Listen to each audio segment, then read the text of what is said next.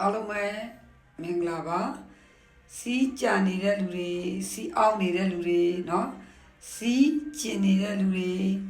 စီးတစ်ဇက်တွားနေတဲ့လူတွေเนาะစီးအပူများစီးကိုရိုက်ပြီးတော့မျက်စိမုံသွားတဲ့လူတွေပေါ့เนาะအဲ့တော့စီးသွားပြီးတော့စီးကြနေရခက်တယ်စီးနေတဲ့လူတွေစီးအောင်တဲ့လူတွေစီးွားတဲ့လူတွေစီးကျင်တဲ့လူတွေစီးတစ်ဇက်တွားနေရတဲ့လူတွေအတွက်ကောက်ရိုးပေါ့နော်နွားတွေစားတဲ့ကောက်ရိုးပေါ့လေနော်စဘာတွေစားနေကြတော့လူစားပြီးတော့အဲ့ဒီလေကင်းကစဘာနေပြီးတော့စဘာပင်ပေါ့လေကောက်ရိုးဆိုစဘာပင်ပဲအဲ့ဒီကောက်ရိုးလေးလက်တစ်စုပ်ကိုရေတုံးခွက်တစ်ခွက်တင်ကျိုးပြီးတော့တကြားလေးလက်ဖက်စားဆုံးတစ်စုံလောက်ထဲ